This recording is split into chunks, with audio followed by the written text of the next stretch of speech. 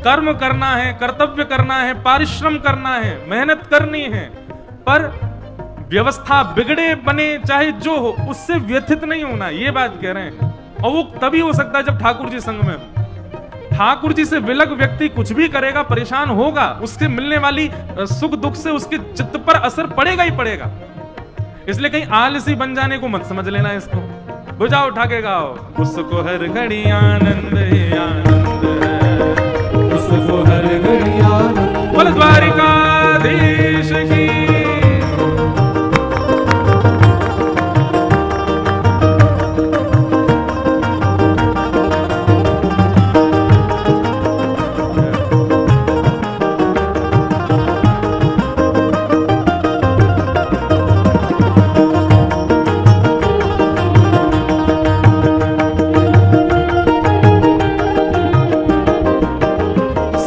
ऋषियों की वाणी को मानो, संत ऋषियों की वाणी को मानो, संत ऋषियों की वाणी को मानो, संत ऋषियों की वाणी को मानो।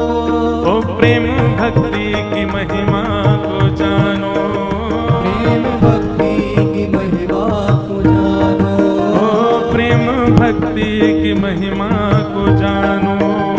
प्रेम भक्ति की महिमा को जानो, जिसके हृदय में बाल मुकुंद है, जिसके हृदय में बाल मुकुंद है, वो जिसके हृदय में बाल मुकुंद है, जिसके हृदय में बाल मुकुंद। आनंद में गाओ, उसको हर घड़ी आनंद ही आनंद है, उसको हर घड़ी आनंद ही आनंद है, उसको हर घड़ी आनंद ही आनंद, हर घड़ी आनंद ही आनंद है। ओ श्याम प्यारे से जिसका संबंध है, श्याम प्यारे से जिसका संबंध है, उसको हर घड़ी आनंद ही आनंद है, उसको हर घड़ी आनंद ही आनंद है, उसको हर घड़ी आनंद ही आनंद है, उसको हर घड़ी आनंद ही आनंद। आनंद वाले व्यक्ति के लक्षण बताए जा रहे हैं। निंदा चुगली ना जिसको सुहावे, निंदा चुगली ना जिसको सुहावे। एक बात हमेशा याद रखना, जो दूसरे के सामने तो बहुत बढ़िया है भैया, तो बहुत बढ़िया है, तेरा काम बहुत बढ़िया, चलो तेरे बालकन को देख करके तो मेरा सीनो चढ़ जाए, और जैसे वो आदमी दूर गया नहीं सुबह को 4 गाली दे, ऐसे इनसे ठाकुर जी बहुत दूर रहे हैं। इसलिए ये गुण जामे हो भैया, याकू मृत्यु आवे वासे पहले पहले ठीक करो। ये गुण यदि भीतर रह गया भगवत प्राप्ति में बहुत बड़ी बाधा बन जाएगी। नहीं तो जैसे हो प्रत्यक्ष भी वैसे रहो, पीछे भी वैसे रहो। कोई की निंदा करनो, स्तुति करनो, चुगली करनो, मुख पे प्रशंसा करनो, पीठ पीछे बुराई करनो, ये सब लक्षण ये होते सब में, बस किसी में थोड़ी मात्रा में होते, किसी में ज्यादा मात्रा में होते, ऐसा नहीं। निंदा चुगली ना जिसको सुहावे, निंदा चुगली ना जिसको सुहावे, हो बुरी संगत की रंगत न भावे, हो बुरी संगत की रंगत न भावे, बुरी संगत की रंगत न भावे, बुरी संगत की रंगत न भावे। जिसको सत्संग हरदम पसंद है, जिसको सत्संग हरदम पसंद है, जिसको सत्संग हरदम पसंद है, जिसको सत्संग हरदम पसंद है, तो उसको हर घड़ी आनंद ही आनंद है, उसको हर घड़ी आनंद ही आनंद है, उसको हर घड़ी आनंद ही आनंद है, उसको हर घड़ी आनंद ही आनंद है। ओ श्याम प्यारे से जिसका संबंध है, श्याम प्यारे से जिसका संबंध है, मुरली वाले से जिसका संबंध है, मुरली वाले से जिसका संबंध है, उसको हर घड़ी आनंद ही आनंद है, उसको हर घड़ी आनंद ही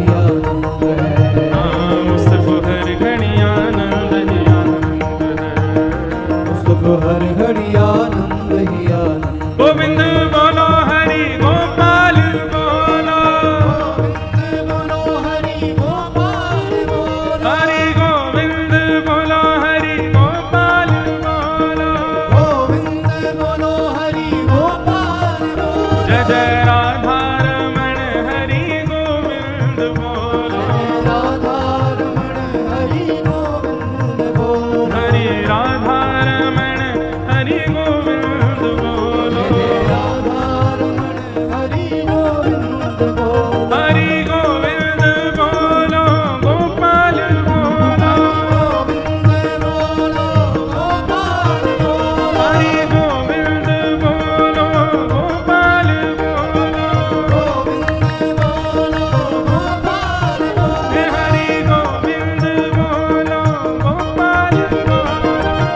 गोविंद बोलो, गोपाल बोलो, हरि गोविंद बोलो, गोपाल बोलो, गोविंद बोलो वृंदावन बिहारी लाल की। तो तापत्रय विनाशाय श्री कृष्णाय वयम नमः। ठाकुर जी की शरण में आने से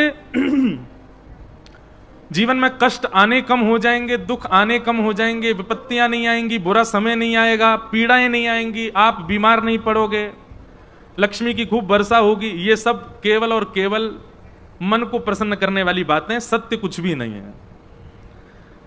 इस पृथ्वी का नाम क्या है? दुखालयम शाश्वतम। क्या नाम है? दुखालय। क्या नाम है? जोर से बोलो, कहां नाम है? दुखालय। जहां पर हम बचपन में पढ़ने जाते थे उसका नाम क्या था? भोजन कहां करते हैं? कार्य कहां किए जाते हैं? चिकित्सा कहां होती है? और दुख जहां मिले वो दुखालय। जैसे चिकित्सालय में भोजन नहीं होता, चिकित्सालय में पढ़ाई नहीं होती, विद्यालय में भोजनालय नहीं होता, तो फिर इस दुखालय में सुख कहां से मिलेगा? ये तो वही बात हो गई कि आप हॉस्पिटल में भोजन ढूंढने गए हो। ये तो वही बात हो गई कि आपके हाथ में चोट लगी, बुखार लगा, और आप विद्यालय गए हो, वहां टीचरों से करो मुझे बुखार आ गया। अब टीचर तो पढ़ाना जानते हैं, वो बुखार थोड़ी उतार देंगे। ठीक वैसे ही जो संसार में आकर के सुख की कामना करें कि हमको सुख चाहिए, तो भैया ये तो है ही दुखालय, यहां सुख कहां से मिलेगा? बस सुख बना लिया जाता है अपने अनुसार। जैसे आज शोभा यात्रा में कूलर लगा के बनाया था नहीं, मैं कूलर लगा के इतनी व्यवस्था, मैं तो बार बार ये सोचूं व्यवस्था बनाई कैसे होगी। मुझे तो लगे अगली मथुरा की कथा में ये एसीयू चलेंगे, एक एक वहां पे बैठ करके। यूं मत सोचो महाराज जी ऐसे क्यों कह रहे हैं, मैं तो आनंद ले रहा हूं सब ब्रजवासी। मुझे बहुत अच्छी लगी, मैं अगली कथा बारे में बताऊंगा। भाई गर्मी में कथा हो तो एक एक रिक्शा में एक एक कूलर लेके चलो संग। तो सुख नहीं है भैया, सुख हम लोग थोड़ी क्षणिक सुख मिलता है हमको, और उस क्षणिक के लिए हम पूरी व्यवस्था करते हैं। थोड़ी देर का सुख भोगने के लिए हम पूरी व्यवस्था करते हैं। है नहीं सुख यहां पर। इसलिए ठाकुर जी की शरण में आ जाओ, भोले बाबा को भजने लग जाओ, हनुमान चालीसा के इतने पाठ करने लग जाओ, दुर्गा मैया के इतने व्रत कर लो, इतने सोमवार कर लो, ये हो जाएगा, वो काम बन जाएंगे। ये सब बुरा नहीं मानना, पर ये सब केवल मन को कहने वाली बातें, इनसे कुछ फर्क पड़ने वाला नहीं है। संसार में आप वो सब भोगोगे जो आपके प्रारब्ध में होगा। बस हां, ठाकुर जी की शरण में आने से इतना हो जाएगा कि जो अनुभव बहुत ज्यादा होना चाहिए था, जो पीड़ा बहुत ज्यादा होनी चाहिए थी, वो सूक्ष्म होगी।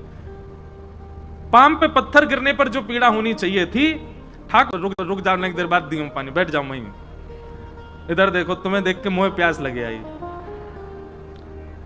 अब नेक्स्ट सुनो मेरी बात। मान लीजिए आपने कोई क्रिया करके, या आपने किसी प्रकार के किसी विधान से, किसी निधान से, किसी व्रत से, पूजा से, या किसी भी प्रकार की कोई भी क्रिया करके अपने आने वाले कष्ट को टाल दिया, आने वाली विपत्ति को आपने रोक दिया, तो याद रहे, बांध पानी को रोक सकता है, लेकिन ओवरफ्लो होने पर बांध टूटेगा जरूर।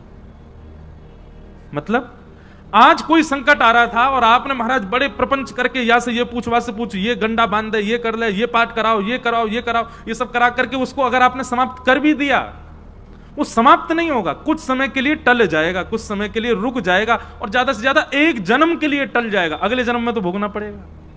प्रारब्ध जब तक भोग नहीं लोगे तब तक वो रुकेगा ही नहीं, भोगना पड़ेगा। इसलिए मैं कभी कभी कथा में एक बात कहता हूं कि भाई छोटे मोटे दुख, छोटे मोटे पीड़ा, छोटे मोटे संकट जीवन में आते हैं ना, उसको भोग लिया करो तुरंत। कुछ समय आपके अनुकूल नहीं चल रहा है, कोई बात नहीं, अपने ऊपर विश्वास रखो, ठाकुर जी पे विश्वास रखो, अपना कार्य करते चलो। कुछ समय की बात है, ठीक है, भोग लो उसको। कुछ समय बाद जब आप उसको भोग लेंगे तो आप अपना प्रारब्ध ही नष्ट कर रहे हैं। अगर कुछ क्षण के लिए उसको आपने रोक दिया तो कुछ दिन बाद भोगना पड़ेगा, उससे निवृत्त नहीं हो सकते। और ये बात हम कोई अपनी मनगढ़ंत नहीं कह रहे हैं। एक बहुत प्रसिद्ध कथा आती है, श्री जगन्नाथ भगवान के परम भक्त हुए श्री माधवदास जी, क्या नाम था? तो माधवदास जी को एक बार पेट का रोग हो गया, और ऐसा भयानक रोग कि महाराज कुछ भी पानी भी पिए तो रुके ना, बार बार शौच के लिए उनको जाना पड़ता था।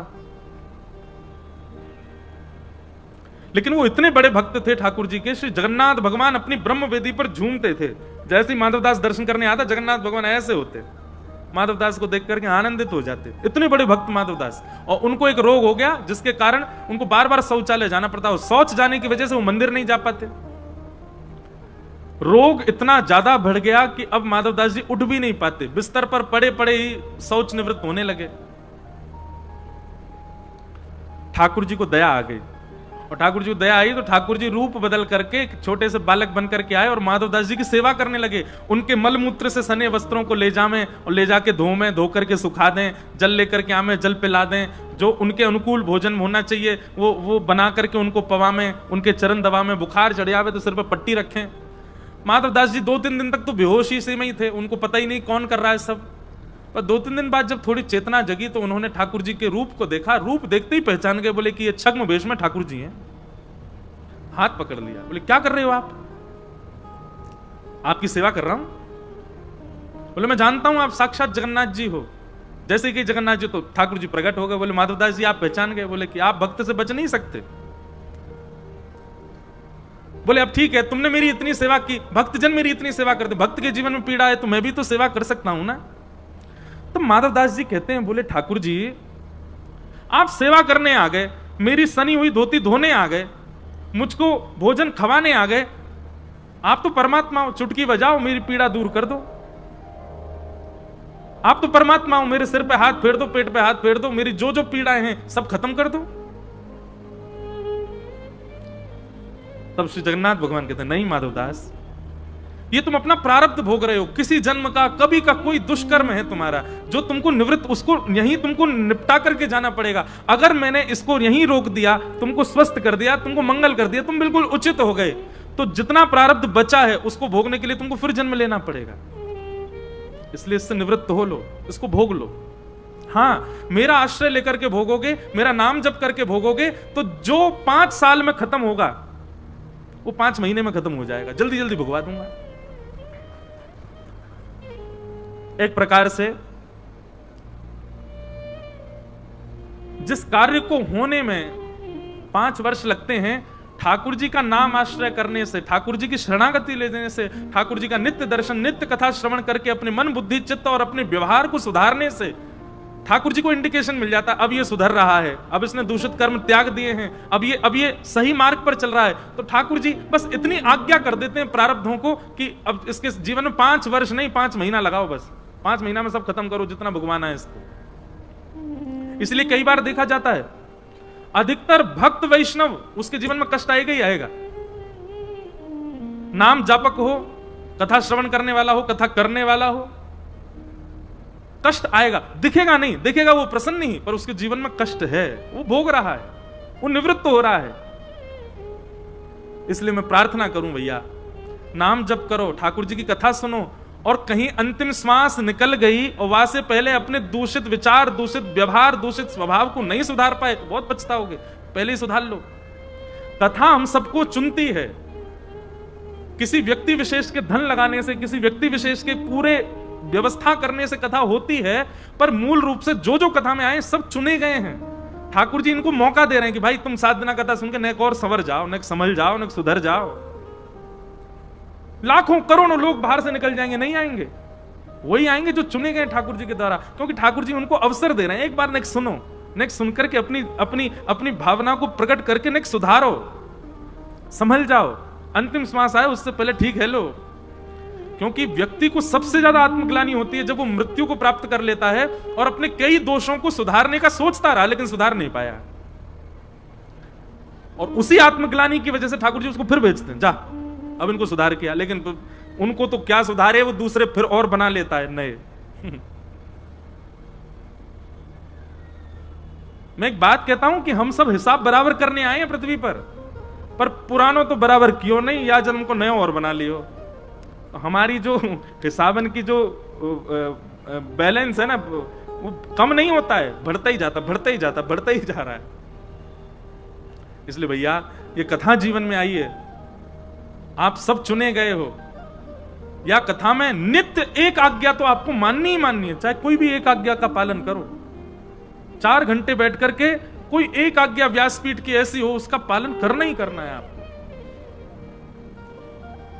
तो तापत्रय विनाशाय श्री कृष्णाय वयम नमः। ऐसे प्रभु श्री कृष्ण को हम सब मिलकर के प्रणाम करते हैं। कैसे श्री कृष्ण? जो 3 रूप, 3 कर्म और 3 गुण वाले, ऐसे प्रभु को हम प्रणाम। कोई 3 से अभिप्राय नहीं, ठाकुर जी तो सर्वगुण संपन्न है, पर यहां पर हम आप सबकी सुधार के लिए 3 का भाव बताया गया। यम प्रव्रजन्तमनुपेत अपेत कृत्यम द्वैपायनो विरह कातर्या जुहाव पुत्रेति तन्मयतया तर्वो विनेदु तम सर्वभूत हृदयम मुनिमानतोष्मे। श्रीमद् भागवत जी के महात्म के 2वें श्लोक में श्री सुखदेव जी को वंदन किया गया। बोलो सुखदेव जी महाराज की। सर्वभूत हृदय। अब देखो यहां पर एक बात है, सुखदेव जी जब जब लिया जाए नाम तो अधिकतर लोग सुखदेव जी को अन्य कोई मान लेते हैं, पर सर्वभूत हृदय सब नहीं, सब भगवान, सब प्राणी मात्र के हृदय में कौन है? भगवान गीता में कहते हैं ईश्वर सर्वभूतानां हृदय से अर्जुन तिष्ठति। मैं ही सब प्राणी मात्र के हृदय में बैठा हूं, और वही उपमा श्रीमद् भागवत जी में सुखदेव जी को दी जा रही है, सर्वभूत हृदय। तो इसका मतलब सुखदेव जी के रूप में ठाकुर जी आए कथा सुनाने के लिए। इसलिए हम भले ही भागवत जी के बगल में एक सुख पक्षी के रूप में सुखदेव जी की पूजा करते हैं, अर्चना करते हैं, पर यह सुख पक्षी भगवत कथा गाने का कार्य कोई और नहीं कर सकता, स्वयं ठाकुर जी कर रहे हैं। इसलिए ऐसे श्री सुखदेव जी महाराज को हम प्रणाम करते हैं। अब कथा महात्म की हम थोड़ी बहुत सुनाएं, ध्यानपूर्वक सुनना। सौनकादि 88,000 ऋषि नैमिषारण्य क्षेत्र में बैठे थे और मानव कल्याण के लिए यज्ञ कर रहे थे। यज्ञ करते करते आप सबको सूत जी का दर्शन हुआ, तो आप सबने सूत जी के चरणों में जाकर के प्रणाम करते हुए कहा, भगवान हम तो सोच रहे हैं यज्ञ से मानव कल्याण हो, पर यज्ञ से लगता नहीं कि मानव कल्याण होगा। कृपा करके श्रेयसाम यद भवेत् श्रेय पावनानां च पावनम कृष्ण प्राप्ति करम सस्वत् साधनम तद्वदाधुना। श्रेष्ठ से श्रेष्ठ कृष्ण की प्राप्ति का साधन हमको बताइए, भगवत प्राप्ति का साधन हमको बताइए। बहुत ध्यानपूर्वक सुनिए सब लोग।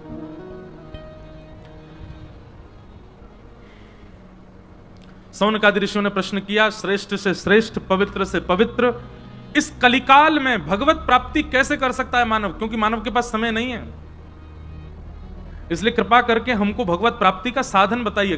कलिकाल में भगवत प्राप्ति कैसे मिल सकती है? तब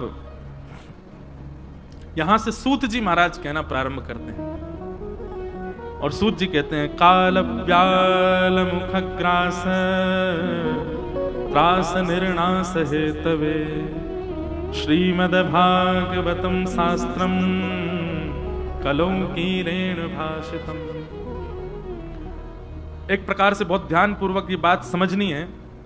कलिकाल में यदि भगवत प्राप्ति करनी है, भगवत दर्शन करना है, भगवत अनुभव करना है, भगवत कृपा का अनुभव करना है, तो आप भागवत जी की सन्निधि लिए बिना उसको नहीं कर पाओगे। श्रीमद् भागवत जी आपको श्रवण तो करनी पड़ेगी, चाहे सूरदास हो, चाहे मीराबाई हो, चाहे हरिराम व्यास हो, स्वामी श्री हरदास जी महाराज हो, हितरवंश महाप्रभु हो, रैदास हो, कुंभनदास हो, सबने भागवत जी का आश्रय तो लिया ही लिया।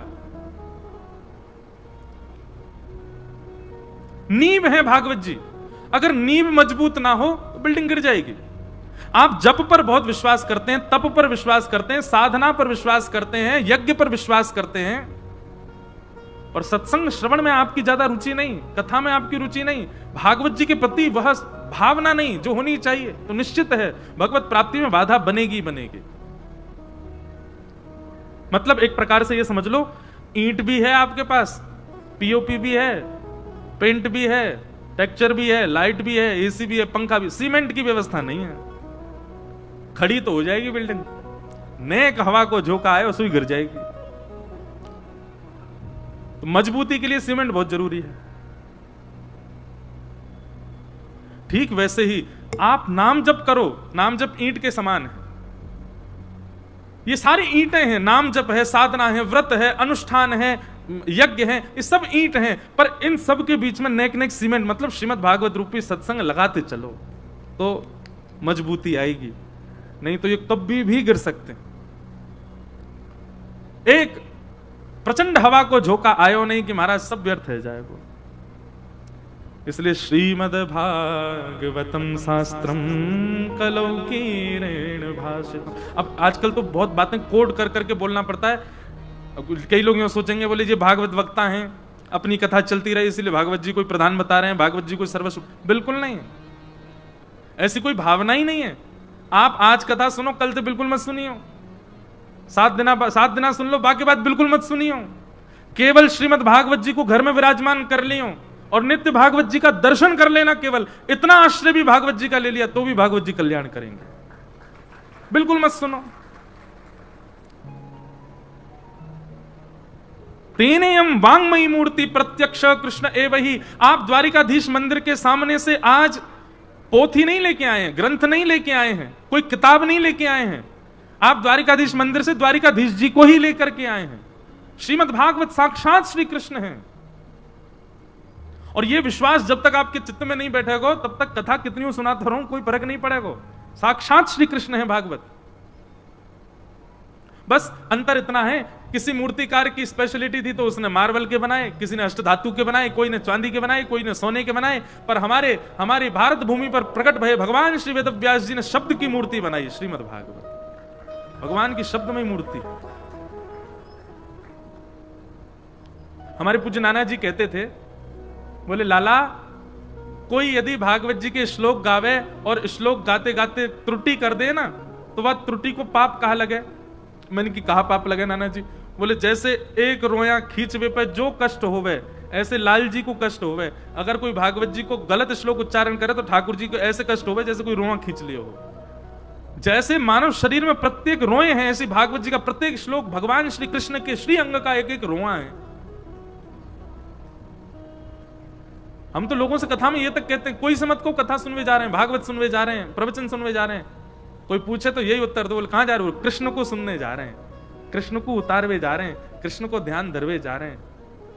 श्रीमद् भागवत प्रत्यक्ष कृष्ण है। सूत जी महाराज कहते हैं इस कलिकाल में यदि भगवत प्राप्ति करनी है तो भागवत जी का आश्रय लो। और भागवत जी का आश्रय लेने का मतलब सुनना भी नहीं है, भागवत जी का आश्रय मतलब चित्त में उतारना, अपने जीवन में इंप्लीमेंट करना। अब यहां से जाते ही अब आपकी दिनचर्या में आने लगे कि जो व्यास जी कह रहे हैं, जो कथा में सुन के आए वो अब घट रहा है, वो आप अपनी दिनचर्या में ला रहे हो।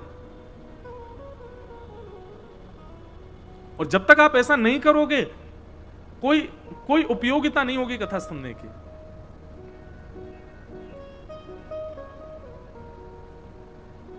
सूत जी कहते हैं कलयुग में श्रीमद् भागवत की कथा। तब सौनकादि ऋषियों ने कहा महाराज जी जरा भागवत जी का महात्म्य बताना, ऐसा क्या है भागवत जी में जिससे कलयुग में भगवत प्राप्ति हो जाती है। तब सूत जी महाराज बताते हैं, बोले भैया एक बार की बात है, सुखदेव जी कथा सुना रहे थे, परीक्षित बैठ करके सुन रहे थे। तभी देवताओं ने मन में विचार किया कि परीक्षित को 7 दिन में मरने का श्राप लगा है, अगर परीक्षित को हम अमृत पिला दें स्वर्ग का और उसके बदले हम कथा सुन लें। तो देवता सब अमृत कलश लेकर के कथा में आए और व्यास मंच पर बैठे सुखदेव जी से प्रार्थना की कि सुखदेव जी आप परीक्षित को कथा ना सुना के कथा हमको सुना दो, परीक्षित को 7 दिन में मर जाना, इसको अमृत पिला देते, नहीं मरेगा। तब व्यास मंच पर बैठे सुखदेव जी कहते हैं क्व स्वधा क्व कथा लोके क्व काच मणिर्महान ब्रह्मरात्रो विचारेवं तदा देवांजहासः। भैया कम से कम मोल तो सामान्य वस्तु का करो, सम वस्तु का करो। कांच देकर के हीरा मांग रहे हो, ये विचार कर रहे हो कि हम कांच दिया में बदले में हमको हीरा मिल जाए। अरे सुनार के पास चले गए तो मार पीट के भगा देगो, कांच के बदले हीरा चाहिए। हाँ, कोई बहुत महंगी मणि रत्न हो, वाके बदले हीरा लियो जा सके, एक दो हीरा ले लो कोई रत्न दे करके, तो कांच देख के मणि कौन लेवे, कांच देख करके हीरा कौन लेवे। आप ये स्वर्ग का अमृत लेकर के आ गए और इसके बदले खत्म। स्वर्ग के अमृत को भी सामान्य मत जानिएगा आप लोग। स्वर्ग का अमृत सामान्य नहीं है। 33 कोटि देवता और असंख्य राक्षसों ने मिलकर के समुद्र मंथन करके स्वर्ग अमृत को प्रकट किया। सबको कथा पता, 14 रत्न निकले, उन्हीं में ही अमृत निकला।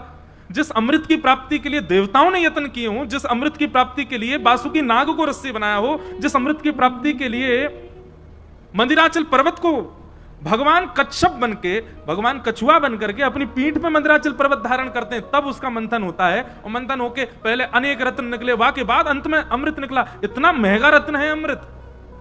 वो अमृत कलश लेकर के कथा में आ गए देवता, और व्यास मंच पर बैठे श्री सुखदेव जी कहते हैं वह कांच को मणिर्महान। आप कांच लेकर के आए हो मणि लेने के लिए, लौट जाओ यहां से वापस। कांच के बदले कथा नहीं मिलेगी, अमृत के बदले कथा नहीं मिलेगी। सोचो हमें ऐसी मिल जावे, राह चलती कथा में आ जावे। देवताओं को दो चीज दुर्लभ है, पहली तो भागवत की कथा, और दूसरी सक्क्रम तक्रश्च दुर्लभ, छाछ। हम सब पीवे छाछ, मठा, दही, देवताओं को पीवे को ना मिले। क्यों? उसके पीछे भी साइंटिफिक एक बात है कि स्वर्ग का नियम है कि स्वर्ग में कोई भी चीज बासी नहीं होती। स्वर्ग में 12 महीना 24 घंटा फ्रिज रहता ही रहता है, वहां पे कोई चीज बासी नहीं होती, वहां सब चीज नवीन बनी रहती है। और जब तक दूध नेक बासो नहीं हो तो दही कैसे बने,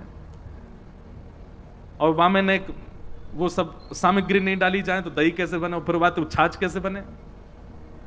इसलिए देवताओं को कहते हैं, शास्त्र आज्ञा करते हैं, विनोद में कहते हैं, बोले कि देवताओं को तक्र कहते हैं, छाछ को। तक्र नहीं मिलती शक्र को पीने के लिए। और भागवत की कथा ये भी देवताओं को सुलभ नहीं, हमको सुलभ है। सौनकादि ऋषियों ने कहा भगवान इतनी बड़ी महिमा भागवत जी की, कृपा करके हमें बताएंगे भागवत की कथा सबसे पहले किसने किसको सुनाई।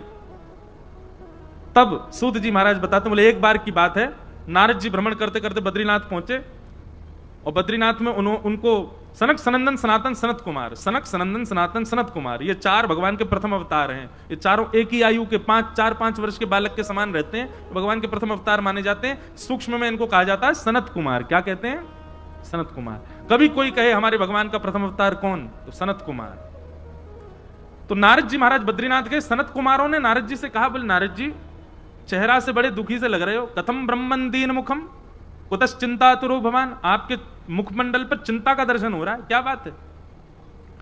नारद जी बोले क्या बताऊं महाराज, मैंने पृथ्वी को बहुत अच्छा समझा था, पृथ्वी की बड़ी महिमा सुनी थी, पर पृथ्वी पर जाके देखा तो नाम बड़े दर्शन छोटे, सब कुछ उल्टा पुल्टा है पृथ्वी पर। और यहां नारद जी पूरी भूमिका बताते हैं पृथ्वी पर उन्होंने क्या देखा।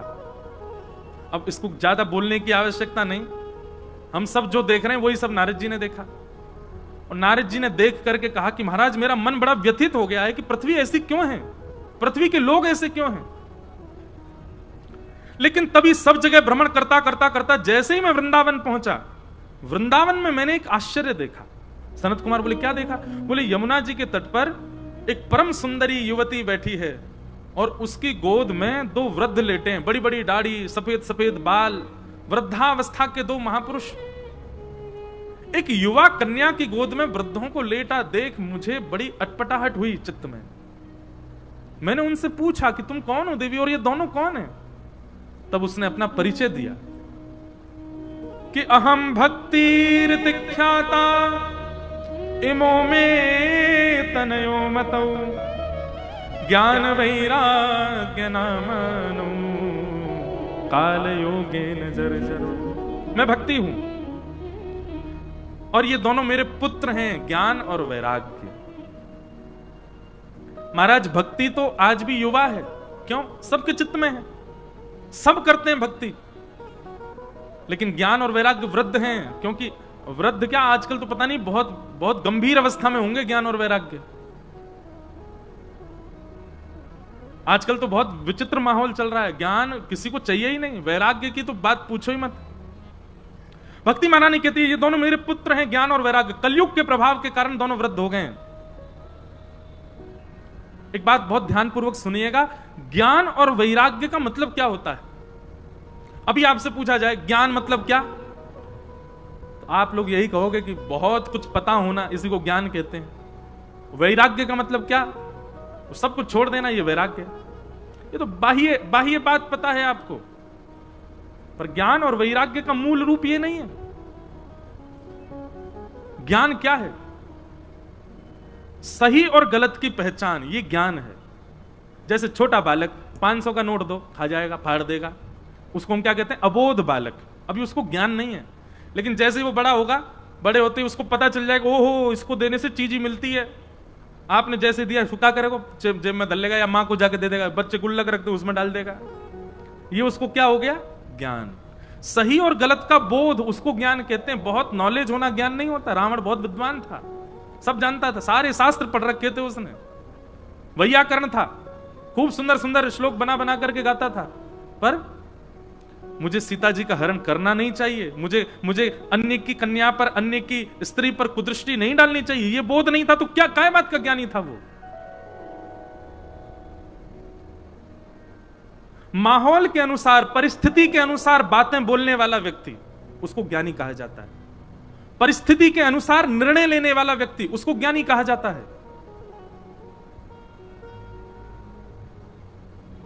कई लोग होते हैं, अब उनके ईगो पे कोई बात आ जाए तो माहौल नहीं देखते, ये नहीं देखते कि मेरे बड़े खड़े, ये नहीं देखते कि समाज देख रहा है, ये नहीं देखते कि अरे भाई यहां मुझे चिल्लाना नहीं चाहिए, फिर भी लड़ लेंगे, झगड़ लेंगे, घूसा करेंगे और एक दूसरे को उठा फेंक देंगे। उस व्यक्ति को क्या कहा जाता है? ये महा पढ़ा लिखा गंवार, अज्ञानी। ज्ञान नहीं है इसको, इतना विवेक नहीं है। अभी मैं कहीं से आ रहा था, तो फ्लाइट में एक घटना घटी, और घटना कैसी थी सुनो। जैसे हवाई जहाज दिल्ली पहुंचा तो सब लोग उठ करके अपना अपना सामान निकाल लेते ऊपर से। एक व्यक्ति लंबा खड़ा था, उसके बगल में एक व्यक्ति बिल्कुल ही नाटा था। तो जो कम हाइट वाला व्यक्ति था वो लंबे व्यक्ति से कह रहा था मेरा सामान उतार दो। अब लंबा व्यक्ति जो था वो पहले अपना सामान उतार रहा था, तो वो बार बार नीचे से कह, मेरा उतार दो भैया, थोड़ी हेल्प कर दो। अब वो लंबा व्यक्ति उससे कहता जा रहा है पहले अपना तो उतार लूं मैं, अपने अपने उतारता गया। अब छोटे व्यक्ति ने, बड़े विचित्र आदमी हो, मैं तो विचित्र बोल रहा हूं, उसने तो कुछ और ही बोला था, बड़े विचित्र आदमी हो। तो लंबे वाले ने क्या किया, उसका सामान उतारा और जहां से नीचे आना चाहिए वहीं छोड़ दिया, मतलब उसके सिर पे आके गिरा वो जो नाटा व्यक्ति था। इस बात पर इतनी लड़ाई हुई महाराज, एक दो एयर होस्टेस दब गई नीचे, 2-4 पैसेंजरों पे फेंक दिए उठा के, और तू मुझे बाहर मिल, तुझे बताता हूं मैं। वो छोटा वाला व्यक्ति जो था वो कुर्सी पर चढ़ के मारे उसको, हम देखें। अब वहां सब खड़े लोग क्या कह रहे थे, क्या पागल आदमी है, क्या बिल्कुल इनको कुछ पता ही नहीं, क्या इतनी सी बात पर ये सब होना चाहिए। उस समय क्या आया मन में? परिस्थिति के अनुसार, व्यवस्था के अनुसार, समाज के अनुसार अनुकूलता ना देखते हुए भी क्रोध कर रहा है, यही अज्ञानी व्यक्ति है। और निश्चित स्टैंप लगा के दे सकता हूं कि वो व्यक्ति निश्चित सत्संग कभी किए ही नहीं होंगे उन्होंने, इसीलिए ऐसा टेम्पर है उनका। सत्संगी व्यक्ति को इतना बोध होने लग जाता है, इतना पता लगने लग जाता है कि भाई मुझे कहां, किस प्रकार, किस भाव से कैसे प्रेजेंट करना है खुद को, उसको ज्ञान कहते हैं। बहुत नॉलेज होना ज्ञान नहीं होता, इसे कहते हैं ज्ञान। विवेक की प्राप्ति होना, सही गलत की पहचान होना। और वैराग्य किसको कहते हैं? सब लोग बहुत सावधानी से सुनो। घर परिवार पत्नी बच्चे सबको छोड़ छाड़ के चले गए, वैराग्य नहीं। सबके साथ रहते हैं पर विषय सामने आने पर भी मन ना मचलना, उसको वैराग्य कहते हैं।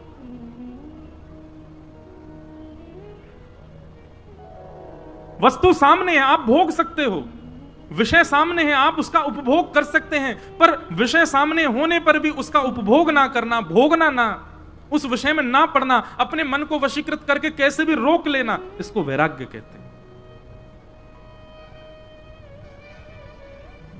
असंख्य भोग की वस्तु सामने है, लेकिन आप अपने पर वश करके बैठे हैं कि नहीं, मैं नहीं भोगूंगा, ये विषय वासनाओं के लिए मैं नहीं आया हूं, कैसे भी करके मैं खुद को रोकूंगा, मेरे कुल की मर्यादा। अरे कुल की मर्यादा भी नहीं तो मैं एक मानव हूं, मानव हूं तो इसका मतलब ये थोड़ी जो मेरे सामने आएगा मैं उसको भोगूंगा, नहीं, मैं इसको स्वीकार नहीं कर सकता। इसको कहते हैं वैराग्य। क्यों पी ली तुमने, अब सामने रखी थी, क्या करते? ये वैराग्य नहीं है। तुमने क्यों खाया वो मांस, अब महाराज जी क्या बताएं, ऑफिस में सब खाते हैं, नहीं खाओ तो मुंह बनाते हैं, क्या करें, खा लिया। ये कैसा वैराग्य? देखिए एक बात सदैव याद रखिएगा, परिस्थिति के अनुसार आपको नहीं होना है। अपने आप को ऐसा बनाओ कि आपके अनुसार परिस्थिति बने, आपके अनुसार माहौल बने। हम उर्दपुंड लगा के रहते हैं, तिलक लगा रहता है, धोती पहनते हैं, बगलबंदी पहनते हैं, 5 स्टार होटल में चले जाएं, 7 स्टार होटल में चले जाएं, वेटर भी जानता है कि इनके आगे मुझे ये चीज परोसनी नहीं है, क्योंकि इनका स्वरूप ही बता रहा है कि ये इस चीज को स्वीकार करेंगे नहीं। अरे वैसे तो कभी ऐसे हुआ नहीं, पर कभी ढकेल लगी रहती है बाहर, वहां कुछ बढ़िया पानी पूरी बन रही हो, वहां जाके इस वेशभूषा में खड़ा हो जाऊं मैं, तो वो व्यक्ति भी 2 बार हाथ धोएगा, पंडित जी आए थोड़ा नेक्स्ट शुद्धता, आपको तो रुक जा, बर्तन धो दूं पहले फिर खिलाऊंगा। क्यों? मैं परिस्थिति के अनुसार नहीं, परिस्थिति मेरे अनुसार हो गई। वैष्णव उसी को कहते हैं, त्यागी उसी को कहते हैं, वैरागी उसी को कहते हैं कि वो परिस्थिति के अनुसार नहीं, परिस्थिति उसके अनुसार हो जाए।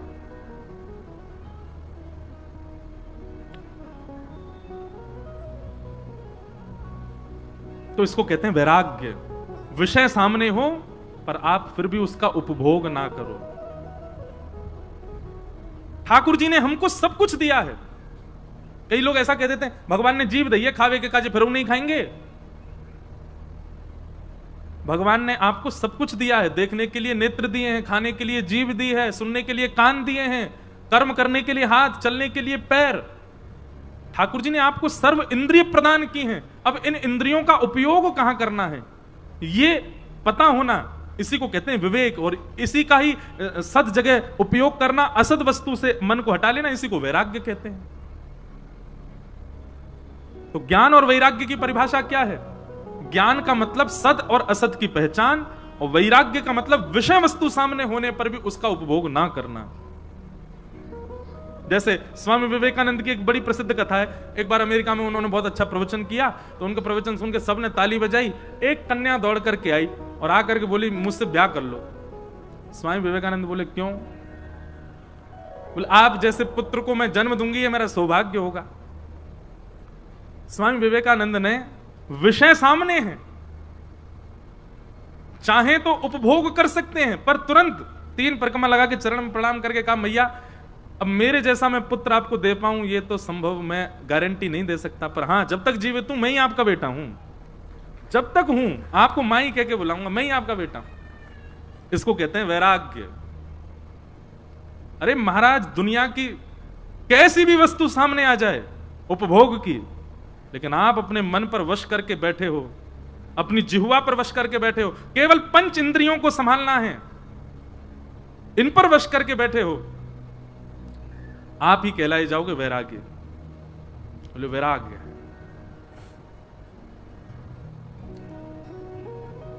स्टार्टिंग में तो मन ललचाएगा, लेकिन धीरे धीरे धीरे धीरे जब सत्संग बढ़ता है ना, तो अपने आप इंद्रियां जो होती हैं वो शांत होती चली जाती हैं, सम होती चली जाती हैं। इसी को कहते हैं ज्ञान वैराग्य। ये भक्ति के पुत्र हैं। अब याद रखना, भक्ति सबके चित्त में है, पर भक्ति के पुत्र सबके चित्त में नहीं है। इसीलिए भक्ति जो है वो हमें प्रसन्न नहीं रख पाती। उस भक्ति के कारण हम दुखी रहते हैं।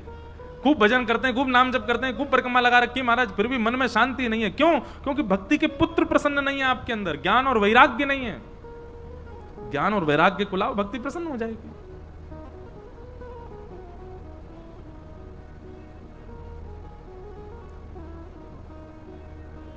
भक्ति महारानी ने कहा नारद जी मेरे दोनों पुत्र दुखी हैं तो मैं प्रसन्न कैसे रहूं? तब नारद जी ने उन दोनों पुत्रों के सुख के लिए, उन दोनों पुत्रों को सही करने के लिए संतों से कई उपाय पूछे, लेकिन कोई नहीं बता पाया। तब नारद जी महाराज बद्रीनाथ गए और बद्रीनाथ में अब सनत कुमारों से पूछ रहे हैं, बताइए ज्ञान और वैराग्य को पुष्ट कैसे किया जाए। तब सनत कुमारों ने 5 प्रकार के यज्ञ बताए, बहुत ध्यान से सुनना, कि द्रव्य यज्ञ, तपो यज्ञ, योग यज्ञ तथा परे, स्वाध्याय ज्ञान यज्ञश्च ते तु कर्म विसूचका। 5 प्रकार के यज्ञ हैं। सबसे पहला यज्ञ क्या है? द्रव्य यज्ञ। सबसे पहला मंदिर में सेवा कर देना, ठाकुर जी के लिए आभूषण बनवा देना, कहीं जाकर के गरीबों की सेवा कर देना, कहीं जाके भंडारा करा देना, ये सब द्रव्य यज्ञ के अंतर्गत आते हैं। द्रव्य यज्ञ। उससे बड़ा यज्ञ होता है तप यज्ञ। तप यज्ञ क्या है? थोड़ा परिश्रम करके भगवान की सेवा करना, जैसे गोवर्धन की परिक्रमा लगाना, बद्रीनाथ दर्शन करने जाना बिना हेलीकॉप्टर के, जिसमें आपके शरीर को थोड़ा श्रम हो, उसको कहते हैं तप यज्ञ। कई लोग दंडवती लगाते हैं, कई लोग बद्रीनाथ भी पैदल जाते हैं, कई लोग कठिन यात्राओं को अपने शरीर को श्रम दे करके करना, उसको तप यज्ञ कहते हैं।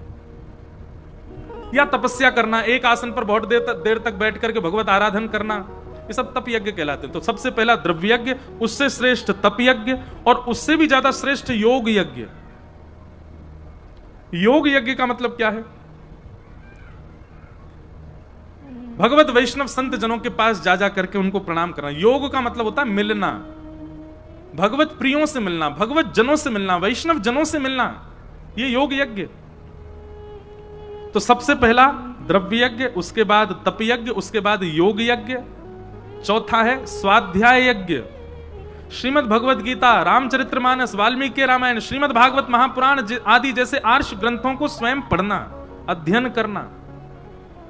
और इन सबसे बड़ा यज्ञ बताया गया 5वां ज्ञान यज्ञ, यानी कि भागवत की कथा बैठ के सुनना। पर कैसे सुनना? एक क्षण के लिए भी मन विचलित ना हो, ऐसे सुनना। ज्ञान यज्ञ, इसको सबसे श्रेष्ठ यज्ञ बताया गया, भागवत की कथा। देखो एक बात सुनना, आपने किसी को वस्त्र दान किया तो वस्त्र दान का पुण्य तब तक मिलेगा जब तक वस्त्र वो पहनेगा और वस्त्र उसके तन को छुपाएगा। आपने किसी को अन्न दान किया तो अन्न दान का पुण्य तब तक मिलेगा जब तक वो उसको दोबारा भूख नहीं लगाती है। लेकिन जब आप ज्ञान दान करते हो तो ज्ञान दान तो अंतिम समय तक कार्य आता है। आपने एक बार किसी को ज्ञान दे दिया, अंतिम श्वास तक उसके उपयोग में रहेगा, अंतिम श्वास तक पुण्य बढ़ता ही रहेगा। और इसका पुण्य एक ही है, ठाकुर जी को प्रिय लगते रहोगे। तो सबसे बड़ा यज्ञ क्या है? ज्ञान यज्ञ। सनत कुमार कहते हैं, नारद जी अभी इसी वक्त जाइए और जाकर के एक भागवत की कथा कराइए और उसमें भक्ति ज्ञान वैराग्य को बैठाइए। नहीं ज्ञान वैराग्य पुनः युवान हो जाए तो कहिएगा। सनत कुमार कहने लगे, भागवत जी में इतनी क्षमता है? अरे मैंने गीता का पाठ सुना दिया, मैंने उपनिषद वेदों का पाठ सुना दिया। श्रीमद् भागवत जी तो वेदों से ही उत्पन्न हुई है, तो जब वेद ही कुछ नहीं कर पाए तो भागवत जी कैसे कुछ करेंगी? तब सनत कुमार कहते हैं, नारद जी भूख लगने पर पेड़ से उत्पन्न हुए आम को ही खाया जाता, पेड़ को नहीं खाया जाता। भूख लगने पर रस क्षुधा दोनों की निवृत्ति फल से होती है, पेड़ से नहीं। जबकि फल में रस पेड़ नहीं डाला है, फल को जन्म पेड़ नहीं दिया है, पर फिर भी पेड़ नहीं खाया जाता, फल खाया जाता है। ये जितने भी आप नाम ले रहे हैं ये सब वृक्ष हैं और इन वृक्षों का फल है श्रीमद् भागवत। आप फल प्रदान करेंगे तभी क्षुधा निवृत्त होंगे वे। नारद जी महाराज समझ गए, बोले भगवान ठीक है, मैं भागवत की कथा कैसे करानी चाहिए बताओ। बोले सुंदर व्यवस्था करो श्रोताओं की बैठने की, सब श्रोताओं को कुछ ना कुछ भोजन पान आदि सबकी व्यवस्था करो। अब एक बात हम कहें तो भागवत जी में इतना प्रकाश डाला गया, सुनने वालों के लिए ये व्यवस्था, ये व्यवस्था, ये व्यवस्था, सुनने वालों को कोई कष्ट नहीं हो, उनके लिए उत्तम व्यवस्था करो। नारद जी महाराज व्यवस्थापक हैं कथा के। बोले कहां से करूं व्यवस्था? तब आनंद नाम का वन बताया। बोले आनंद नाम के वन में जाओ, एक विशाल वट वृक्ष है, उस वट वृक्ष के नीचे हजारों लोग बैठ सकते हैं। उस वृक्ष के नीचे व्यास आसन लगाओ, गंगा जल को पीने की व्यवस्था में रखो और आसपास के वनों से सुंदर फल ले लेकर के आओ, सब श्रोताओं को बांट करके जलपान आदि की सबकी प्रारंभ में व्यवस्था, फिर बैठ करके सब कथा श्रवण करें, व्यासपीठ पर व्यास जी विराजमान हो और इस प्रकार से कथा का क्रम रखो। नारद जी महाराज बोले व्यवस्था बता दी, अब व्यास जी भी बता दो। सनत कुमार बोले अब वो तुम ढूंढ लो। नारद जी बोले हमने ढूंढ लिया, आप ही सुनाओ कथा। सनत कुमारों से कहा आप ही चलो, और सनक सनंदन सनातन सनत कुमार कथा सुनाने के लिए आए। हजारों वैष्णव, लाखों की तादाद में भीड़ आई कथा सुनने। लेकिन जैसे ही भक्ति ज्ञान वैराग्य तीनों ने प्रवेश किया पंडाल में, कि भक्ति सुतौ तौ तरणौ गृहीत्वा प्रेमैकरूपा सहसा विरासीत्, श्री कृष्ण गोविंद हरे मुरारे नाथेति नामानि मुहुः वदन्ति। भक्ति ज्ञान वैराग्य तीनों आए। श्री कृष्ण गोविंद हरे मुरारे नाथेति नामानि मुहुः वदन्ति, इसी कीर्तन को गाते हुए तीनों ने प्रवेश किया। और जैसे ही कथा में आकर के बैठी भक्ति महारानी, उसके पुत्र ज्ञान और वैराग्य धीरे धीरे धीरे युवा होने लगे। और महाराज संपूर्ण कथा सुनते सुनते तो पूर्ण युवान हो गए, नृत्य करने लगे उछल उछल करके। भक्ति महारानी प्रसन्न हो गई, व्यास जी के चरणों में प्रणाम किया। बोले आपने मेरे पुत्रों को युवान किया? बोले हमने नहीं किया, श्रीमद् भागवत कथा का ज्ञान और वैराग्य वही पुष्ट हुआ है। इसलिए जो भी भागवत की कथा सुनेगा उसके चित्त में ज्ञान और वैराग्य पुष्ट होंगे ही होंगे। यह बात निश्चित है कि आप आज पहला दिन है कथा का, अभी तो भागवत शुरू हुई नहीं, अभी तो महात्म्य चल रहा है। कथा जैसे जैसे आप आगे सुनते जाओगे आपके अंदर ज्ञान भी आएगा और वैराग्य भी आएगा। उसको बरकरार रखना ये आपकी जिम्मेवारी है। 7 दिन बाद क्योंकि फिर खत्म हो जाएगा, 7 दिन तक तो बढ़ेगा।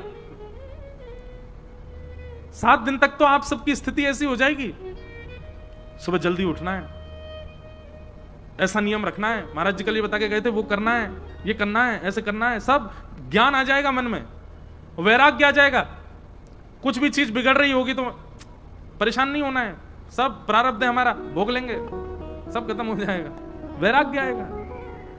लेकिन जैसे 7 दिन बाद कथा पूरी होगी फिर से अपने डेली रूटीन में जाओगे, फिर वही हो जाओगे जैसे थे। वो नहीं होने देना है। देखिए यहां बीज बोया जाएगा, आप सबके चित्त में जल डाला जाएगा, खाद डाली जाएगी, लेकिन वो सही सलामत वृक्ष बने ये जिम्मेवारी आपकी है।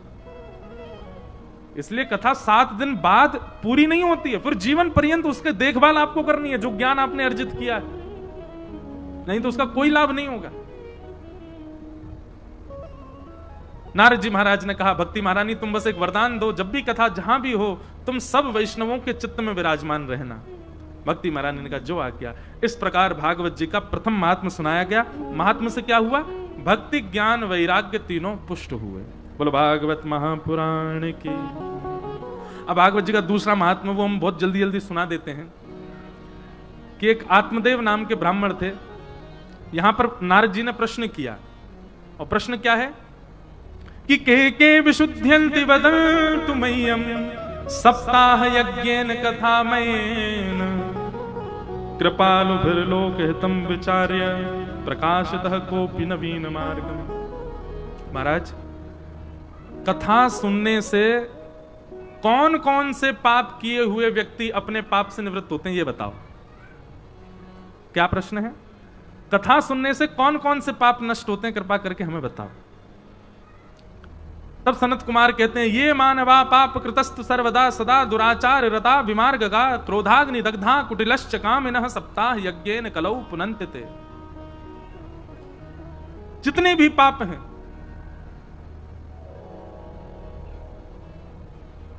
उन सब पापों को करने वाला व्यक्ति भी यदि कथा श्रवण करे, और कथा श्रवण करके ये संकल्पित होकर कथा श्रवण करे कि अब हम पाप नहीं करेंगे, तभी वह पाप निवृत्त होगा। बहुत ध्यानपूर्वक सुनिएगा।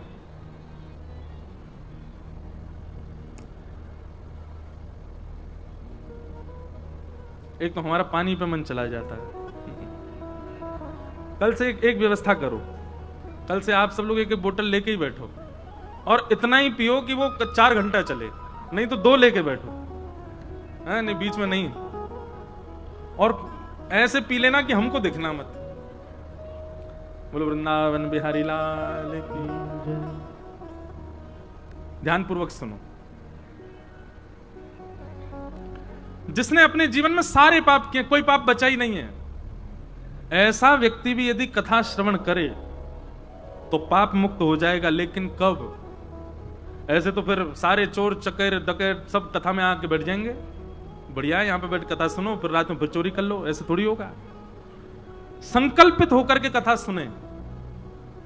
श्रीमद् भागवत जी की प्रथम दिन जब दर्शन करे तो व्यासपीठ को देख करके निवेदन कर दे, मुझ में ये अवगुण है नाथ, मैंने ये पाप किए अपने जीवन में, उसका हृदय दुखाया, उसके साथ ये गलत किया, इसके साथ ये किया, यहां पर मांस खाया, मदिरा पान किया, उसका इतना लूट लिया, उसके साथ में उसको इतना नीचे दबा दिया, छल किया, कपट किया, सारे एक ही बार में भागवत जी को बता दीजिए और बता करके कहिए बस इसका जो भी प्रारब्ध होगा जीवन में भोगूं, लेकिन इसके अतिरिक्त अब मैं कुछ भी अनुचित कृत्य नहीं करूंगा, ऐसी कृपा करो। तो श्रीमद् भागवत जी कृपा करेंगी, अनुग्रह करेंगी और पूर्व के जितने पापों के जितने भी आपको पाप भोगने हैं वे सब पाप सूक्ष्म सूक्ष्म सूक्ष्म हो करके आपको लग जाएंगे। समझ में आई बात? नहीं आई? सब पाप बता दिए, पाप बता करके ये वचन दे दिया भागवत जी को कि अब नहीं करेंगे, अब तक जो भी हमसे अपराध हुआ सबके लिए क्षमा, अब दोबारा ऐसा नहीं करेंगे। तो जिस दिन आप नहीं करने का संकल्प धारण करते हैं, श्रीमद् भागवत जी आपको पाप मुक्त कर देते हैं। पाप मुक्त होने का मतलब पाप सूक्ष्म कर देती हैं, मुक्त नहीं हो पाओगे, सूक्ष्म हो जाएगा। लेकिन उसमें एक कंडीशन अप्लाई होती है, अगर आपने भागवत जी को वचन दिया कि हमें पाप मुक्त कर दो और उसके बाद हम कभी पाप नहीं करेंगे, श्रीमद् भागवत जी ने आपको पाप मुक्त कर दिया और उसके बाद कहीं आपने वही चीज दोहराई जो पहले करते थे, तो फिर पुराना तो वापस लग ही जाएगा और नए नए जो पाप लगेंगे वो भी मल्टीप्लाई इनटू 1000 होके लगेंगे। मतलब पहले तो गलत करने पर एक ही पाप था, पर अब तो 1000 गुना होकर के लगेगा। इसलिए आज पहला ही दिन है, अभी भी समय, कल से हो सके तो अगर घबराहट हो जा रही हो तो मत आइयो कथा में, बोले भैया 1000 होके लगेंगे, फिर नहीं तो अगर कथा व्यास मंच से कह दिया कि ऐसा नहीं करना तो वो नहीं करना है। फिर आपको सुनने के बाद भी किया तो फिर हमसे मत कहना बाद में। हम पहले दिन ही चेतावनी दे रहे हैं, श्रीमद् भागवत जो आज्ञा कर दें, भले ही कुछ अच्छा करने को किया कहा गया वो ना भी करो, पर कुछ गलत के लिए मना किया गया है तो वो तो करना ही नहीं है, ये ध्यान रखिएगा।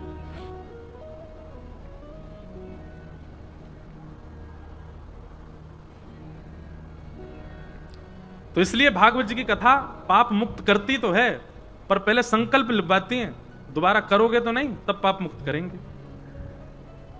और कहते कहते सूत जी महाराज कहते हैं, बोले भैया सत्येन हीना पितृमातृ दूषका, माता पिता से द्वेष रखने वाला बालक भी यदि कथा श्रवण करे तो भागवत जी उसको भी क्षमा दान करती हैं। तो ये बात सुनकर के नारद जी बोले, क्षमा करें, मुझे इस बात पर विश्वास नहीं हो रहा है, माता पिता से द्वेष करने वाले व्यक्ति को तो कोई स्वीकार नहीं करता, आप कह रहे हैं कि भागवत जी उसको स्वीकार करती हैं। तब उन्होंने कथा सुनाई। बोले हम कथा सुनाते हैं, आत्मदेव नाम के ब्राह्मण थे, उनके कोई संतान नहीं थी और संतान ना होने की वजह से बड़े दुखी थे। एक दिन आत्महत्या करने जा रहे थे, तब एक ऋषि ने उनको रोक करके कहा कि भाई क्या बात है? बोले कि संतान नहीं है, मैं प्राण त्याग रहा हूं। तब ऋषि ने कहा, इस जन्म क्या 7 जन्म तक संतान नहीं होगी बेटा, इससे दुखी क्यों होते हो? प्रकृति जो दे दे, संसार में जो मिल जाए उसमें प्रसन्न रहो, जो नहीं मिले उसकी विचारधारा बंद कर दो। आत्मदेव बोले नहीं नहीं नहीं, मुझे तो संतान चाहिए। तब ऋषि ने एक फल दिया और कहा ठीक है, तुम इतनी इज्जत कर रहे हो तो एक संतान तुम्हारे यहां होगी, पर पत्नी को कुछ नियम से रहना पड़ेगा। और नियम बताए, सत्यम शौचम दया दानम एक भुक्तुम तु भोजनम वर्षावधि स्त्रिया कार्यम तेन पुत्रोति निर्मल। सबसे पहला सत्य बोले, पवित्रता रखे, दया रखे, दान पुण्य करे और एक भुक्तुम तु भोजनम, एक समय भोजन करे, बाकी समय फलाहार करे। इस प्रकार से तुम्हारी पत्नी यदि 1 वर्ष तक रहेगी तो इस फल के प्रताप से तुम्हारे यहां एक दिव्य पुत्र का जन्म होगा। आत्मदेव जी तो नाचने लगे, ला करके फल अपनी पत्नी को दे दिया और कहा देवी ये 5 नियम है, इनका पालन करना। उनकी पत्नी जो थी वो तो उसने कि ये पतिदेव भी कहीं से भी सुने आते हैं, कोई फल खाने से बालक होंगे हैं? 5 नियम करने से कोई सुंदर बालक होगा? और यदि इस फल में इतनी ही क्षमता है, हमारे घर की बांझ है गैया, इसको खिला के देखती हूं, उसको खिला दिया। अब आत्मदेव जी रोज पूछें, तुम नियम का पालन कर रही हो ना, तुमने फल खा लिया था ना? पत्नी बड़ी परेशान हो गई, बोली कि सुनो, मैं नियम का पालन यहां रह के नहीं करूंगी, मैं अपने मायके जा रही हूं, वहां नियम का पालन करूंगी, बालक जब जन्म ले लेगा तब आऊंगी लौट के। आत्मदेव जी बोले कोई बात नहीं, तुमको जहां रुचि लगे तुम जाओ, लेकिन जो बालक हो उसको सबसे पहले यहीं लाना, मेरी गोद में देना। धुंधुली बोली ठीक है। धुंधुली चली गई। अब बालक तो कहां ही आना था, फल तो गैया को खिला दिया। धुंधुली ने अपनी एक सहेली को कहा कि भाई तू गर्भवती है, हम तुझे बहुत सारा धन दे देंगे, ये बालक तू हमको दे देना। और कुछ महीनों बाद जब उस बालक का जन्म हुआ, धन देकर के अपनी सहेली का बालक ले लिया और उसी को लेकर के घर आ गई। आत्मदेव जी को कहा कि मेरे पुत्र हुआ है। आत्मदेव जी तो नृत्य करने लगे, आहा संत प्रसाद घर में आया, संत प्रसाद घर में आया, इसका नाम हम नारायण रखेंगे। धुंधुली बोली गर्भ में मैंने रखा, पाला पोसा मैंने, मेरा नाम धुंधुली, बेटे का नाम धुंधुकारी। अच्छा जैसी तुम्हारी इच्छा। इतने में कुछ दास दासी आए और कहने लगे महाराज जी बधाई हो। बोले क्या, किस बात की बधाई? बोले आपके जो गैया है ना, उसने भी मानवों जैसे बालक को जन्म दिया है। आप जब दौड़ करके गए तो देखा कि महाराज कान तो गैया जैसे और बालक संत प्रसादी था। आत्मदेव जी तो प्रसन्न हो गए, बोले बड़ा बालक, तुम्हारे नाम से छोटे बालक का नाम मैं रखूंगा गोकर्ण, और उस बालक का नाम गोकर्ण रखा गया। दोनों बालक धीरे धीरे बड़े हुए। बड़ा बालक तो महान दुष्ट बना और छोटा बालक पंडित ज्ञानी बना। इतना दुष्ट बना कि वैश्यागमन करता था, चोरी करता था, जुआ खेलता था, यहां तक तो ठीक, मदिरा पान मांस भी खाता, यहां तक भी ठीक, लेकिन अब तो मदिरा पान करके घर आता और आकर के माता पिता को मारता। जब उसकी इतनी दुष्टता बढ़ गई, एक दिन मां ने कुआं में कूद करके प्राण त्याग दिए। आत्मदेव जी घर छोड़ के चले गए। हम एक बात कथा में कहा करते हैं, किसी चीज को शिद्दत से चाहोगे तो मिल तो जाएगी, पर कुछ समय बाद वही शिद्दत से मिलने वाली वस्तु कष्ट भी बहुत देगी, उसी के कारण रोएंगे हम एक दिन। इसलिए शिद्दत से किसी वस्तु को मत चाहो, शिद्दत से केवल बाल कृष्ण को चाहो, वही हंसाएंगे, वही प्रसन्न रखेंगे। बाकी दुनिया के पीछे अगर आप हाथ धो के पड़ गए, चाहे कोई वस्तु हो दुनिया की, संतान से लेकर के एक बड़े मकान तक की वस्तु, हाथ धो करके पड़ गए, बोले चाहिए ही चाहिए, चाहिए ही चाहिए, अब खूब प्रयास करने पर भी निरर्थक हुए, फिर भी पीछे पड़े रहे, मिल तो जाएगी पर एक दिन वही वस्तु रुलाएगी। ये बात हम स्पष्ट कह रहे हैं। इसलिए गोपाल जी जो जो प्रदान करते हैं प्रसन्नता से, उसको सिर मार के स्वीकार करो। और परिश्रम करने के बाद भी, खूब प्रयास करने के बाद भी जो नहीं प्राप्त हो, ज्यादा से ज्यादा 2 बार प्रयास करो, तीसरी बार में अपना मार्ग बदल लो। नहीं, गोपाल जी की इच्छा नहीं है, आप कुछ और प्रयास।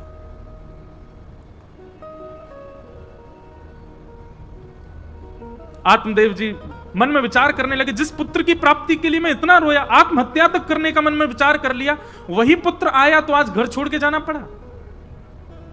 अरे इससे तो बिना पुत्र का अच्छा था, मैं क्यों आया मेरे परिवार में। अब गोकर्ण जी जो थे वो तो विद्यालय में पढ़ते थे, उनको पता चला कि पिताजी घर छोड़ के चले गए, माताजी ने प्राण त्याग दिए। ढूंढते ढूंढते पिताजी के पास आए और आकर के कहा, पिताजी आप दुखी क्यों होते हो? तो तुम्हारे बड़े भाई ने घर को नरक बना दिया। अरे ऐसा मेरा पुत्र होगा ये तो मैंने सोचा ही नहीं था। भैया दुनिया में सबसे बड़ा दुख क्या है? एक तो इतने यत्न करने के बाद वस्तु की प्राप्ति होना और उस वस्तु से ही कष्ट मिलना, बहुत बड़ा कष्ट होता है ये सब बातें सुनकर के श्री गोकर्ण जी महाराज बोले, पिताजी आपके केवल कुछ क्षण मांग रहा हूं मैं, उन क्षणों में ये भूल जाइएगा कि मैं आपका पुत्र हूं। एक गुरु भाव रख करके मेरी बातों को बहुत ध्यान से सुनिएगा। और यहां गोकर्ण जी ने गीता सुनाई 2 श्लोकों में। आज की कथा का यही सार है, बहुत ध्यान से सुनना। गोकर्ण जी महाराज जो कह रहे हैं कि देह स्थिमां सरुधिरेभिमतिं तजत्वं जाया सुतादिषु सदा ममतां विमुञ्च पश्यानिशं जगदिदं क्षणभङ्गुनिष्ठं वैराग्यरागरसिको भवभक्तिनिष्ठ। पिताजी बहुत ध्यानपूर्वक सुनिएगा। अब हम बस इसके बाद फिर कथा विश्राम करें। श्री गोकर्ण जी महाराज कहते हैं, पिताजी व्यक्ति के जीवन में दुख के कारण दो होते हैं, अहमत्व और ममत्व। कौन कौन? अहमत्व और ममत्व। आप कहीं भी देख लीजिएगा, मेरे सामने कोई भी दुख ला करके बताइए महाराज जी ये दुख है, बताओ, वो इन दोनों में से एक कैटेगरी में होगा, अहमत्व और ममत्व।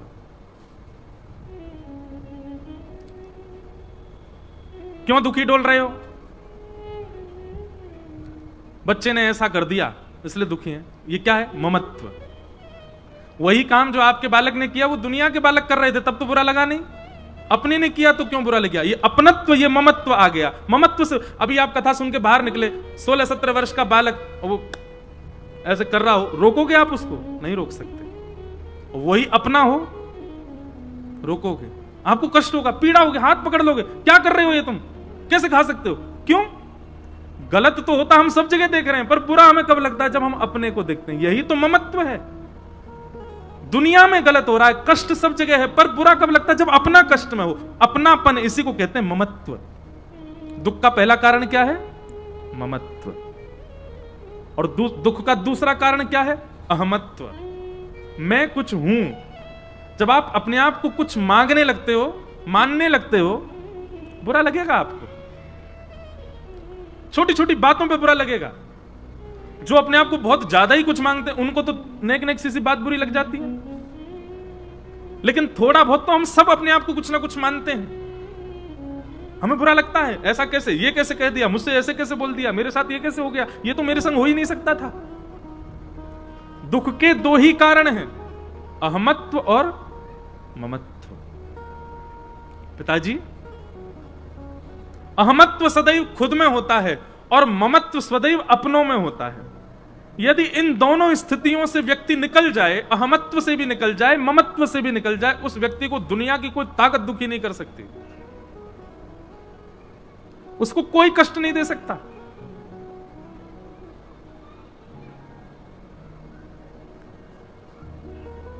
और इन दोनों को समाप्त करने का, या इन दोनों को, ये समाप्त तो नहीं हो सकते भैया, हम जीवात्माओं की तो कभी समाप्त नहीं हो सकते अहमत्व ममत्व।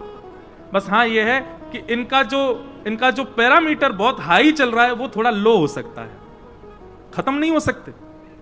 अहमत्व और ममत्व ये कभी नष्ट नहीं होंगे हमारे चित्त से। हम व्यासपीठ पर बैठ के अपने लिए भी कह रहे हैं, मेरे अंदर से भी नहीं होगा, हो जाए तो पता नहीं कथा करते करते, वो बहुत हद तक हो तो गया है, पर फिर भी पूर्ण रूपेण खत्म नहीं हो सकता हमारा। पर हां थोड़ा बहुत तो ग्राफ नीचे गिरे अहमत्व और ममत्व का, वो कैसे होगा? तो उसके लिए दूसरा श्लोक बताते हुए कहते हैं कि धर्मं भजस्व सततम त्यज लोक धर्मान् सेवस्य साधु पुरुषां जहि काम तृष्णा अन्यश्च दोष गुण चिंतनमाशु मुक्त्वा सेवा कथा रसमहो नितरां पिबध्वम्। सबसे पहले धर्म का पालन, दूसरा साधु पुरुषों की सेवा, तीसरा दूसरों में दोष देखना बंद करना, और चौथा सेवा करते हुए श्रीमद् भागवत की सुंदर कथा का रसपान करना। इन चार कामों को यदि कर लिया तो अहमत्व और ममत्व, इनका ग्राफ धीरे धीरे नीचे आ जाएगा। कौन कौन से चार काम, फिर से सुनो। सबसे पहले धर्म का पालन करना, जो धर्म आज्ञा करता है वो करना। दूसरा सेवस्य साधु पुरुषाम जहि काम तृष्णा, काम तृष्णा से रहित होकर के साधु पुरुषों की सेवा करना। तीसरा दूसरों में दोष गुण ना देखना, और चौथा भागवत की कथा सुनते हुए अपने जीवन को आनंदित करना। ये चार काम करने से अहमत्व और ममत्व दोनों धीरे धीरे कम हो जाते हैं। पिताजी, आप भागवत के आश्रय से अपने इस कार्य को कीजिए, आपका ममत्व कम होगा तो आपको पीड़ा कम होगी कि पुत्र ने ऐसा किया। अभी आप कहते हो मेरे पुत्र ने ऐसा किया, मेरे पुत्र ने, ये मेरापन जो आपके चित्त में है, कृपा करके इसको नष्ट करो। तब आत्मदेव जी महाराज ने दशमस्य पाठात, दशम स्कंद से पाठ प्रारंभ किया, भागवत जी का संपूर्ण पाठ द्वादश तक करके, फिर प्रथम से दशम तक करके, इस प्रकार भागवत जी का पाठ करके अपने चित्त से ममत्व को नष्ट किया, और ममत्व नष्ट होते ही उनके प्राण भगवत धाम में विलीन हो गए। अब यहां धुंधकारी जो था ये तो मर गया, इसको वैश्याओं ने मार दिया, मर करके प्रेत बन गया, और प्रेत बन करके दुनिया को परेशान करने लगा। तब इनके नाम से गया जी में श्राद्ध किया, पर उससे भी ये मुक्त नहीं हुए प्रेत योनि से। तब सूर्य भगवान ने आज्ञा करके कहा कि भैया जो इतना भयानक प्रेत बन गया कि गया श्राद्ध से भी मुक्त नहीं हो रहा, उसके लिए तो भागवत की कथा कराओ। भागवत जी की कथा से ही प्रेत योनि से मुक्त होगा। तब भागवत जी की कथा हुई और भागवत कथा सुन करके श्री धुंधुकारी अपनी प्रेत योनि से मुक्त हुए। 7 दिन में मुक्त होकर के भगवत धाम को प्रस्थान कर गए। बोलो भागवत जी महापुराण की। तो श्रीमद् भागवत के महात्म के 2 अर्थ आज हमने जाने। पहला भक्ति ज्ञान वैराग्य की पुष्टता, और दूसरी चीज हमने जानी भयानक प्रेत योनि में भी यदि कोई पड़ा हो, उसका स्मरण मात्र कर लिया जाए कथा में, निश्चित है कि भागवत जी की कथा कृपा से वो अपने प्रेत योनि से मुक्त होकर के भगवत धाम को प्राप्त करेगा।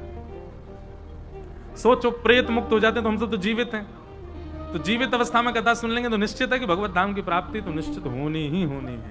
ऐसी भागवत जी को हम बारंबार प्रणाम करते हैं। आज प्रथम दिन महात्म के सत्र को यहीं विराम देते हैं और कल 3:30 बजे आप सब लोग उपस्थित समय से हो जाइएगा। ठीक 3:45 बजे तक कथा का प्रारंभ होगा, 7 बजे तक कथा चलेगी। आरती के बाद सब लोग अपना स्थान छोड़िएगा। आइए बड़े प्रेम और भाव से कीर्तन गाते हुए अपने आज के सत्र को विराम देते हैं। हे भजो मुकुंद माधव मुरारी, हे भजो मुकुंद माधव मुरारी, हे गिरधारी बनवारी, गिरधारी बनवारी, गिरधारी बनवारी, गिरधारी बनवारी। हे भजो भजो भजो